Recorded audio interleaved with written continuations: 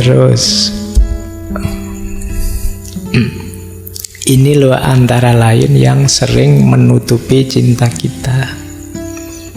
Kata Osho, apa yang engkau sebut cinta seringkali bukan cinta.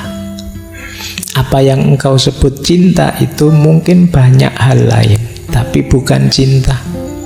Mungkin itu seks, mungkin itu keserakahan, mungkin itu kesepian, mungkin itu ketergantungan, mungkin itu sikap posesif, mungkin banyak hal lain, tetapi bukan cinta, belum cinta.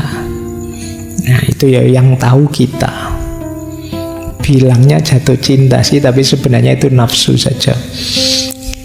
Kamu ngincer seksnya misalnya, itu kamu yang tahu. Bilangnya cinta sih, tapi ternyata itu sebenarnya kamu serakah saja, pingin pamer, pingin nunjukkan ke temanmu bahwa saya juga sudah laku kok, emangnya kamu saja misalnya.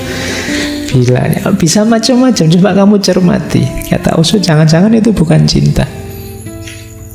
Posesif, ingin menunjukkan bahwa saya bisa punya sesuatu, atau itu bukan cinta tapi ketergantungan. Itu bukan cinta, hanya pelampiasan dari kesepianmu saja. Nah, makanya itu yang harus kita bersihkan sehingga cintanya muncul. Kata Osho, cinta itu tidak posesif kok. Cinta itu tidak ada hubungannya dengan orang lain. Cinta itu keadaan. Ini yang cinta level 3 tadi. Cinta itu bukan sebuah hubungan. Satu hubungan mungkin terjadi, tapi cinta tidak sekedar hubungan. Satu hubungan bisa ada, tapi tidak terbatas pada itu saja. Cinta lebih dari itu. Cinta adalah keberadaan. Jika hanya sekedar hubungan, tidak mesti itu cinta. Kan kalian punya istilah hubungan tanpa status. Ya. Jadi kalau sekedar hubungan jangan GR dulu. Jadi kita kan berhubungan iya, tapi kan tidak mesti cinta namanya hubungan, itu bisa macam-macam. Kuncinya apa satu hubungan disebut cinta? Karaktermu berubah jadi karakter seorang pecinta. Kuncinya di situ sebenarnya. Maka fokusnya pada dirimu yang jadi pecinta, bukan siapa yang kamu cintai. Ini dulu teori yang sama disampaikan ketika kita belajar Erich Fromm. Yang lebih penting adalah mengubah diri kita menjadi yang bisa mencintai, bukan siapa yang kita cintai. Monggo saja, kalau kita siap mencintai, ya yang kita cintai akan hadir sendiri. Oke, ini yang kita bersihkan sehingga cinta yang tertimbun di bawah kesadaran akan muncul menjadi penciri kita. Kita menjadi seorang pecinta. Baik, mau saya lanjutkan? Masih kuat? Kuat ya, ngomong cinta-cintaan itu. Ini ilustrasi dari Osho menarik. Kenapa cinta itu jangan hanya kepemilikan? Karena kalau kepemilikan, ini loh yang terjadi. Mula-mula sang suami mencoba menjadikan istrinya sebagai miliknya. Dan begitu istrinya menjadi miliknya, ia pun kehilangan minat. Wong sudah dapat mau apa? Ya kan? Itu yang terjadi. Makanya jauhan. Kan banyak yang bilang sudah menikah terus gegeran itu. Dulu kelihatan apa, sekarang lihat apa. Kan gitu begitu.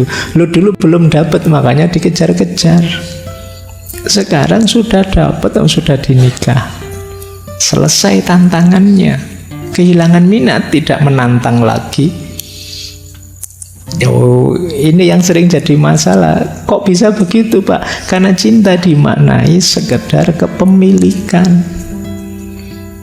Kepemilikan itu kalau sudah dimiliki kan selesai. Kalau kata Ki Ageng Suryo Mentaram, manusia itu ingin sesuatu. Kalau sudah diperoleh, mulur keinginannya. Tidak mungkin selesai di situ. Kalau sudah diposes, sudah dimiliki, ya dia ingin miliki yang lain. Jadi jangan memaknai cinta hanya sebagai kepemilikan. Itu kan banyak yang tanya ke saya, Pak, cinta harus memiliki enggak, Pak? Iya, boleh saja cinta itu memiliki, tapi jangan dimaknai cinta sekedar kepemilikan. Kalau tidak, ceritanya seperti itu. Jadi begitu istrinya menjadi miliknya, dia kehilangan minat. Kata Osho, ada logika tersembunyi di baliknya.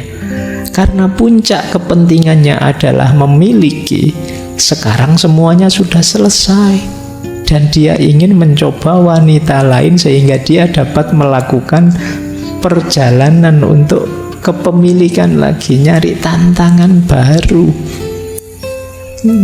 Makanya kan kadang-kadang banyak, ini gimana sih orang ini sudah nikah, istrinya ya cantik, keluarganya rasanya baik-baik saja, ya kaya, kok ya mau-maunya nyari yang lain, selingkuhannya lebih di bawahnya lagi. Ya mungkin itu bagian dari tantangan baru, karena yang di rumah sudah selesai. Kelirunya di mana? Pemaknaanmu terhadap cinta hanya sebagai kepemilikan. Ya kepemilikan ya kalau sudah dimiliki sudah. Semakin banyak kepemilikannya ya nanti semakin kaya kan. Sederhananya kan begitu. Wong manusia itu kalau urusan kepemilikan kan kata Al-Quran, alhaakumut takasur. Jadi tidak ada berhentinya, ingin lebih lagi, ingin lebih lagi. Baik, maka ya kalimat ilustrasi ini menegaskan ndak cinta jangan hanya dimaknai sekedar posesif, kepemilikan. Lanjut. Osho juga menjelaskan cinta yang dewasa. Cinta itu tanda orang sudah dewasa. Cinta yang dewasa, kata Osho, manusia menjadi dewasa saat dia mulai mencintai, bukan saat dia mulai membutuhkan sesuatu. Titik tekannya agak berbeda. Yang pertama, penekanannya pada bagaimana mendapatkan lebih banyak. Yang kedua, penekanannya pada bagaimana memberi lebih banyak dan memberi tanpa syarat. Inilah pertumbuhan atau kedewasaan. Orang dewasa itu berarti bagi Osho, coba dilihat dia bisa mencintai enggak? Mencintai itu berarti sudah rela berkorban, rela memberi tanpa syarat enggak? Kalau teman-teman sudah bisa melakukan ini berarti sudah dewasa. Kalau hanya ingin meraih untuk memenuhi keinginan egois kita, itu sebenarnya menunjukkan kita belum dewasa. Jadi tidak sekedar akalnya jalan. Kalau akalnya jalan masih egois, ya belum dewasa sebenarnya. Ukuran dewasa itu kata Osho bisa mencintai. Jadi tidak mencari untuk kepentinganku, tapi berbagi pada yang lain. Orang kok sudah rela berbagi pada sesamanya, pada yang lain, berarti ini kan mencintai namanya, dia sudah dewasa. Tapi kalau hidupnya masih sibuk mengejar ini, mengejar itu untuk kesenangannya sendiri saja, dia belum dewasa, masih anak-anak. Nah, kalian boleh ngitung ya, dirimu sudah dewasa atau belum. Jadi tidak sekedar dihitung dari sudah sunat apa belum, usianya berapa, enggak. Kalau di Osho sudah bisa berbagi apa belum. Kalau belum ya belum dewasa. Nah, orang dewasa itu cirinya bisa memberi. Baik, jadi cinta berarti tanda kedewasaan seseorang. Lanjutkan lagi.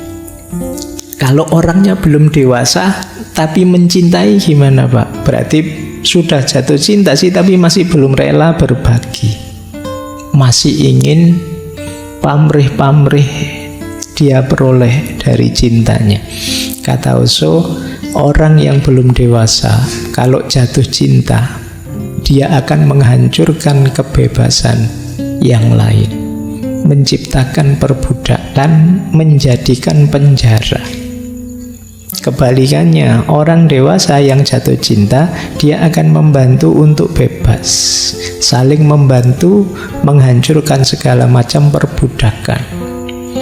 Dan ketika cinta mengalir dengan kebebasan, disitulah keindahan. Namun kalau cinta mengalir dengan ketergantungan, disitulah keburukan.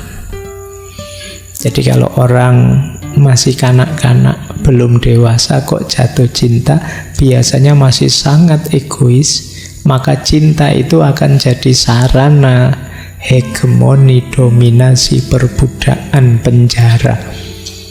Karena yang dia cintai akan dia posisikan hanya sebagai alatnya dia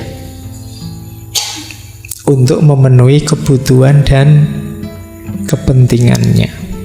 Sementara orang dewasa yang mau berbagi tadi, itu kalau jatuh cinta, pada akhirnya justru akan bisa membebaskan yang dicintai.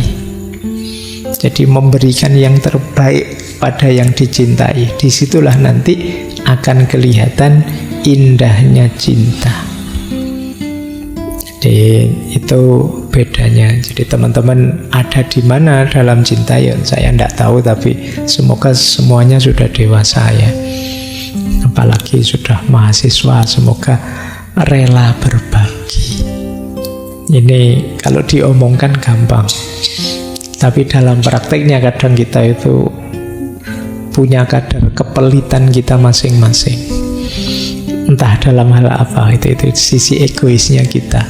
Ayo latihan berbagi.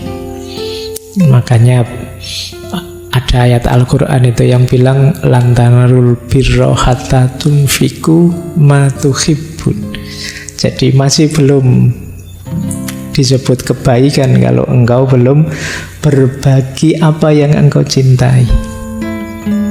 Ini jangan dimaknai tum-tuman pacar ya. Maksudnya kalau ingin berbagi sesuatu itu yang berharga.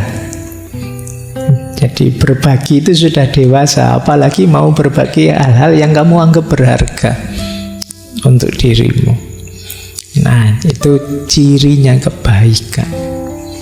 Kalau masih enggak, kalau masih saya punya yang jelek-jelek, barang-barang jelek tak bagi ke orang, itu masih belum kebaikan kan? Karena orang lain hanya kamu anggap tempat sampah saja. Jadi wadahnya barang-barang yang kamu tidak suka, tapi baik itu. Ini saya masih suka ini, tapi ya sudahlah, kasih sama orang yang lebih butuh mungkin. Nah, ini baru kebaikan. Nah, jadi memang berbagi itu cirinya orang sudah dewasa, sudah matang. Kalau mencintai, ya yang ada di pikirannya untuk kebaikan yang dicintai. Inilah cinta yang dewasa.